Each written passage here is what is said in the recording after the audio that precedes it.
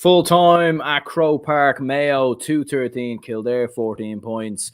Mayo booked themselves into the last day of the All Ireland Senior Football Championship. This is the instant match reaction, of course, as always on GAA Fan TV. So if you could smash the like button and subscribe if you're new to the channel, be very much appreciated. We break down games, discuss games in further detail, just like this one. So if you enjoy that type of content, it would be much appreciated. We obviously did a watch along stream there during this game, and just a little bit of a delay, by the way, just getting this live stream out there, so I do apologize there. Just a few technical difficulties right there, but look, Mayo in the end have got the victory, 213 to 14 points. Nowhere near the best performance from Mayo. I think we can all agree that they can perform and play a lot better on more occasions, certainly, than this one. It was a very strange game, a very odd game, a very weird game to sort of discuss and break down.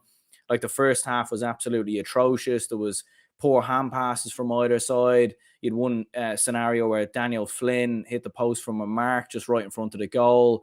You know, James Carr dropped one short then at the other end from a free right in front of the goal. Just weird sort of misses from both sides. Neither side ever really settled into it in the first half. Some poor misses per play. Neither side really at the races. Mayo were very poor in the first half. Very, very poor. They had no energy. They looked leggy. They looked dead. They just didn't look up to the occasion at all. And I kept saying throughout the stream, you know, if Kildare get going here, if Kildare can kick into gear, you know, the game was there for them. I really do feel the game was there for them. You even think of that Daniel Flynn chance late on. If he pops that over the bar, like, it's just another point for Kildare. And it's just, you know, it keeps that 4 to 5 point lead. And it's kind of incredible with Mayo, like how many times down the years and how many times this year and under James Horan in particular, do they find themselves behind in the final 10 to 15 minutes and then they come from behind? I mean, in one hand side, you can praise Mayo for their hunger, their desire, their commitment to turn it around. You know, I think you have to give them praise for that. But at the same time, they just find themselves in these situations so many times. They seem to always give themselves so much to do. You sort of wonder if they just would put the foot down, start games fast, you know, build up a lead, take the chances early on. It would just make themselves and their supporters' lives so much more easier, because so many times down the years, they just give themselves so much to do. And they're not always going to turn it around. Like you seen against Tyrone last year, they just ran out of energy in the end in that All-Ireland final. But look, the thing is about Mayo, and as a Dublin fan, I've learned down the years, is that even in these qualifier games, you know, there always seems to be this thing with Mayo where they struggle in the qualifiers, where they just sort of tiptoe through the qualifiers, get over the line. They mightn't be at their best, you know, it mightn't be free-flowing Mayo, but as soon as they get to like the semi-final stage or quarterfinals, as soon as they start playing the big teams, they just seem to step it up a notch, and they seem to just find a way out of absolutely nowhere of getting themselves into an All-Ireland final. It just seems to be what they do. So that's why I wouldn't be ruling them out of getting to an All-Ireland final and even winning the goddamn thing, because that's just how they are sometimes. They're a strange sort of team. But yeah, look, in the final 20 minutes, they were by far the better side. You know, they really stepped it up. They hit 2-4 to a point in the final 4 minutes plus injury time. You know, they really did step it up, obviously, with that Oisin Mullen goal. And obviously the late goal from Jordan Flynn probably makes the scoreline look a little bit more comprehensive than it was. But yeah, first half was very drab. Like, Jack Harney hits the opening point. They don't score again then until the 21st minute with Cillian O'Connor. You know, Kildare hit 4 without reply in that time. Jimmy Hyland with 2 and Kevin Feely in there as well. Kevin O'Callaghan, I thought, was very good around the middle for Kildare. Kevin Feely as well. Kildare's midfield done very well, to be fair to them.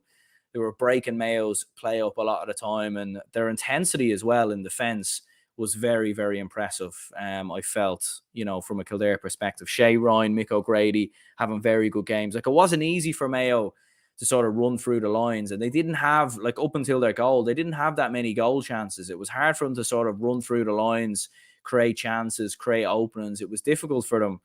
And yeah, you know, Owen McLaughlin showed some signs of promise. I actually thought he was probably Mayo's best player on the day alongside Oisin Mullen. Mullen found himself in a lot of attacking positions at times, but not only did he score the goal, but there was numerous times where he was linking up the play, and he was almost playing as a half forward at times. And it is kind of crazy because, like, Mayo's defense nearly scored more goals than the forwards. Like, Oisin Mullen has a goal, McLaughlin has 2, Lee Keegan has 2. And in their attack, O'Connor with 3, Carney with 1, Loftus with 1, O'Connor with 1. Obviously, Jordan Flynn gets a goal coming off the bench. But yeah, Mayo's defenders were nearly scoring more than their forwards. It was an interesting one. They were pushing so many players high up the pitch. And he's seen in the second half as well, they start getting a lot more joy pressing up on Kildare's kickouts. I'm sure they would have looked at that before the game. O'Neill had a couple of kick-out issues. I remember when he played Dublin in the league. He obviously didn't play the last day, so maybe they were preparing for, a different goalkeeper. But they started getting more joy, more turnovers. But I do think the game was there for Kildare. Like, if they just had a bit more, like the quality is there, but they just seem to just not quite. Their shooting accuracy wasn't there either. Like, Daniel Flynn obviously has that big chance which deflects into the hands of Robbie Henley. Derek Kirwan missed a few opportunities. Just wasn't quite there from a Kildare perspective on the counter attack. I feel like they'll look back with big regrets because I think Mayo were there for the taking today. I don't think they were anywhere near the races. And I think if it had been in one of the other top teams in the country, like a Kerry, an Armagh, Derry, like they would have killed Mayo today. They really, really would have. In my opinion, Lakaka says here, my dad was going absolutely mental. Del Boy Gunner TV says Mayo for Sam. I think it'll be a while before the Mayo for Sam. Sort of things come out, but I'm sure it's in the pipeline. I think this is the wake up call Mayo needed. Sometimes we need to do things the hard way to find ourselves. My hope is that in the quarterfinal will be a different team, could do with Ryan O'Donoghue back. Yeah, that's the main positive, isn't it? 2 weeks now until the All-Ireland quarterfinals, so maybe a bit more time for Ryan O'Donoghue to come back. Definitely needed, isn't he? Because the quality from the Mayo forwards just wasn't good enough. And there's a lot of young lads in that forward line, like Carney and James Carr. Like the young players. I know Carr's been knocking about for a couple of years, so you don't want to be too critical to some of the younger lads in there, but just wasn't really there. I don't think Aidan O'Shea had a great game, to be honest. A few sloppy passes, and he was bullied around the middle by the likes of Kevin O'Callaghan as well, so not a great game from him. Sarah says Mayo are so frustrating to watch. In first half they were out of their depth, lost stupid turnovers, drop ball short, the fast-paced quality side we saw in the second half. Yeah, and I was saying in the stream, like, Mayo, like they'll turn it on at some point. They always do. They seem to just give themselves so much to do, and then in the final 10 minutes, you see them start playing lovely football, and Mullen gets a goal, and it's strange stuff from a Mayo perspective. And I'd imagine if you're a Mayo fan, you're just I'd say you're delighted you're in the quarterfinals, but you're probably nearly tired of it at this stage because, Jesus, like you'd probably have a heart attack if you're a Mayo fan at this rate, to be perfectly honest. They should be on Sky Drama or something like that because, but at the same time, look, as a neutral perspective, it makes the game entertaining. So I quite enjoy it. And I was fully expecting Mayo to win this by, 7, 8, 9 points and for it to be fairly comfortable. So at least it made for a bit of a spectacle. Zero Views says this Mayo team is nowhere near the 2016-17 team.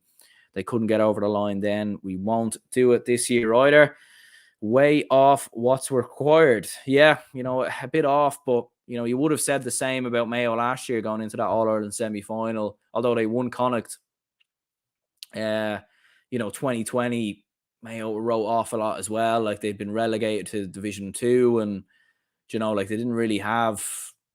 They had a lot of retirements, a lot of younger lads coming through. So it's just a strange one with Mayo. You can never quite write them off. But, out of all the teams that have contested All-Irelands, you would have to say this is certainly not the number one side. Do you know what I mean? Like, I think it's, without Tommy Conroy in there, the quality has dropped massively. Without Ryan O'Donoghue, the quality drops. O'Connor's...